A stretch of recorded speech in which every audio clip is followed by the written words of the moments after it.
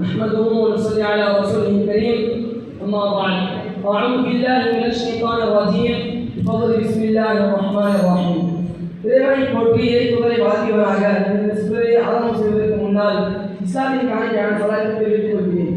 அஸ்ஸலாமு அலைக்கும் வரஹ்மத்துல்லாஹி தஆலா வபரகாத்துஹு. இஸ்லாமிய வரலாற்றில் மூன்றாவது கலீஃபாவாய் வாழ்க்கையில் பல்வேறு சேவைகளை தொட்ட ஒரு மாமனிதராய் பனு உமையா கோத்திரத்தை சார்ந்தவராய் ஹலாலான முறையில் வியாபாரம் செய்யக்கூடியவராய் இஸ்லாத்தின் தொடக்கத்திலேயே ஈமான் கொண்டவராய் வெட்கத்தை பற்றி யார் சொல்வதாக இருந்தாலும் இவரது பெயரை சொல்லக்கூடிய அளவிற்கு வெட்கத்தின் உறைவிடமாய் வாழ்த்து திகழ்ந்த ஹதரத் உஸ்மான் ரலியல்லாஹு தஆலா அவர்களை பற்றி தான் இன்று நான் உங்கள் பேச வந்துள்ளேன். உலகளவில் வெட்கம் என்ற சொல்லை கேட்டவுடன் மனிதர்களுக்கு முஸ்லிம்களின் உள்ளத்தில் முதலில் நினைவு வருவது ஹதரத் உஸ்மான் ரலியல்லாஹு தஆலா அவர்கள் தான். அதை யாராலும் தடுக்க முடியாது. வெட்கம் என்பது மனித குலத்தின் மிகப்பெரிய மணிமகுடமாகும். அது எல்லோருக்கும் மொழியாக கிடைக்கப்படுகிறது. ஆனால் ஹதரத் உஸ்மான் ரலியல்லாஹு தஆலா அவர்களுக்கு வெட்கம் அளவுக்கு அதிகமாகவே இருந்தது. நபி ஸல்லல்லாஹு அலைஹி வஸல்லம் அவர்கள் சொன்னார்கள், அல்லாஹ்விடத்தில் வெட்கத்தில் உயர்ந்த வெட்கமானது எதுவென்று சொன்னால், நாம் ஒரு பாவம் செய்யும் போது நாம் பாவம் செய்தோமா என்று நினைத்து வெட்கப்படுவதுதான் அல்லாஹ்விடத்தில் உயர்ந்த வெட்கம் என்றார்கள். அன்றொரு நாள் நபி ஸல்லல்லாஹு அலைஹி வஸல்லம் அவர்கள் வீட்டில் சாதாரண தோரணையில் தனது கால்களை நீட்டிக் கொண்டு அநாயசமாக அமர்ந்திருந்த போது உள்ளே வரலாமா என அபூபக்கர் சித்திக் ரலியல்லாஹு தஆலா அவர்கள் அனுமதி கேட்க நபி அவர்கள் அனுமதித்தார்கள். எந்தவித மாற்றமும் இன்றி நபி அவர்கள் அப்படியே அமர்ந்திருந்தார்கள். சிறிது நேரத்தில் உமர் ரலியல்லாஹு தஆலா அவர்கள் உள்ளே வரலாமா என அனுமதி கேட்க நபி அவர்கள் அனுமதித்தார்கள். அப்போதும் எந்தவித மாற்றமும் இன்றி நபி அவர்கள் அப்படியே அமர்ந்திருந்தார்கள். பின்னர் உஸ்மான் ரலியல்லாஹு தஆலா அவர்கள் உள்ளே வர அனுமதி கேட்ட பொழுது நபி ஸல்லல்லாஹு அலைஹி வஸல்லம் அவர்கள் எழுந்து சற்று முட்டி வரை உயர்ந்திருந்த ஆடைகளை சரி செய்து விட்டு பின்னர் உள்ளே வராமல் இருந்தார்கள். இதை கண்ட அன்னை ஆயிஷா ரலியல்லாஹு அன்ஹா அவர்கள், யா ரசூலல்லாஹ், இவர்கள் இருவரும் வரும்போது உங்கள் ஆடையை சரி செய்யாத நீங்கள் உஸ்மான் ரலியல்லாஹு அன்ஹு அவர்கள் வரும்போது மட்டும் எதற்காக உங்கள் ஆடையை சரி செய்கிறீர்கள் என்று கேட்டார்கள். அதுக்கு நபி ஸல்லல்லாஹு அலைஹி வஸல்லம் சொன்னார்கள், உஸ்மான் ரலியல்லாஹு அன்ஹு அவர்களின் வெட்கத்தை பார்த்து மலக்குகளே வெட்கப்படும் போது நான் வெட்கப்படக்கூடாது கேட்டார்கள். அந்த அளவுக்கு உஸ்மான் ரலியல்லாஹு அன்ஹு அவர்களுக்கு வெட்கம் அதிகமாக இருந்தது. அடுத்ததாக ஹதரத் உஸ்மான் ரலியல்லாஹு அன்ஹு அவர்களின் கொடைத்தன்மை. பொதுமக்களின் பயன்பாடுக்காக பெரும் பெரும் கிணறுகளை வாங்கி தன் சொந்த செலவில் அர்ப்பணித்தார்கள். பல இக்கட்டான சூழ்நிலைகளில் இஸ்லாத்திற்கும் இஸ்லாமியர்களுக்கும் நிறைய உதவி செய்திருக்கிறார்கள். தபூக் என்னும் கடுமையான போரின் போது நபி அவர்கள் இப்பொழுது அறிவிப்பு செய்தார்கள்.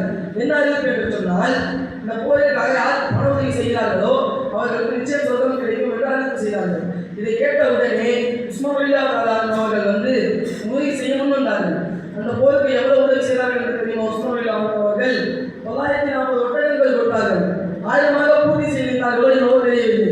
அது ஒரு குதிரைகளும் கொடுத்தார்கள். இதையெல்லாம் போருக்காக எடுத்துக்கொள்ளுங்கள் என்ற போது மதீனாவில் உள்ள அத்தனை பெரும் திகைத்து பெறுகிறார்கள். இதற்கு பிறகு உஸ்மானுக்கு எந்த தீங்கும் ஏற்படாத அளவுக்கு மிகப்பெரிய கொடையை செய்துவிட்டார் என்று பாராட்டினார்கள். நாட்டின் பல முனைகளில் இருந்து நயவஞ்சகர்கள் ஒன்று கூடி மிஸ்ர், ஈராக் மற்றும் பல பகுதிகளில் இருந்து மதீனாவை நோக்கி வந்தார்கள். அவர்களின் நோக்கம் என்னவென்று சொன்னால், ஆட்சியை கலைக்க வேண்டும், உஸ்மான் ரலியல்லாஹு அன்ஹு அவர்களை கொலை செய்ய வேண்டும், பொருள்களை அபகரிக்க வேண்டும் என்பதுதான் அவர்களின் நோக்கம். கடிதளவு கூட ஈமானுக்கு சம்பந்தம் இல்லாத நயவஞ்சகக்காரர்கள் எல்லாம் மதீனாவிற்குள் இருந்து உஸ்மான் ரலியல்லாஹு அன்ஹு அவர்கள் மீது முற்றுகையிட்டு, உஸ்மானை நீ வெளியே வந்தால் உன்னை கொலை செய்வோம் என்றார்கள். உஸ்மான் ரலியல்லாஹு அன்ஹு அவர்கள் தனது வீட்டின் முற்றத்தில் இருந்து அவர்களோடு நீண்ட பேச்சுவார்த்தை நடத்தினார்கள். ஆனால் அவர்கள் எதையும் காதில் வாங்கவில்லை. இறுதியாக கொல்லுவதற்கு முடிவெடுத்து வீட்டின் ஒரு ஓரத்தில் தீ வைத்துக் கொண்டு உள்ளே நுழைந்தார்கள். உள்ளே நுழைந்த அவர்கள் உஸ்மான் ரலியல்லாஹு தஆலா அன்ஹு அவர்களை கொலை செய்தார்கள். அவர்கள் கொலை செய்யப்பட்ட போது திருக்குர்ஆன் அவர்கள் மதியில் இருந்தது. அவர்களோடு சேர்ந்த சபீர் நதி என்ற இரு சிறுவர்களும் கொல்லப்பட்டனர். உஸ்மான் ரலியல்லாஹு அன்ஹு அவர்கள் வாழும்போது நபி ஸல்லல்லாஹு அலைஹி வஸல்லம் அவர்களுடைய வார்த்தையை பற்றிருக்கிறார்கள் என்றார்கள். நபி ஸல்லல்லாஹு அலைஹி வஸல்லம் அவர்கள் வாழும்போது சொன்னார்கள், உஸ்மானை யார் என்ன சொன்னாலும் இஸ்லாமிய சட்டையை கற்பிக்காதீர்கள். அதன் காரணமாக கடைசி வரை பிரதிபாவாகவே என்று வந்திருக்கிறார்கள் உஸ்மான் ரலியல்லாஹு தஆலா அன்ஹு அவர்கள். அதற்கு பிறகு ஆட்சிக்கு வந்த முஆவியா ரலியல்லாஹு அன்ஹு அவர்கள் அவசரத்தில் அடைக்கப்பட்ட உஸ்மான் ரலியல்லாஹு அன்ஹு அவர்களை எடுத்துக்கொண்டு போய் மதீனாவில் உள்ள ஜன்னத்துல் பகீயின் நடுப்பகுதியில் அடக்கம் செய்தார்கள். ஜன்னத்துல் பகீயின் நடுப்பகுதியில் அடக்கம் செய்தார்கள்.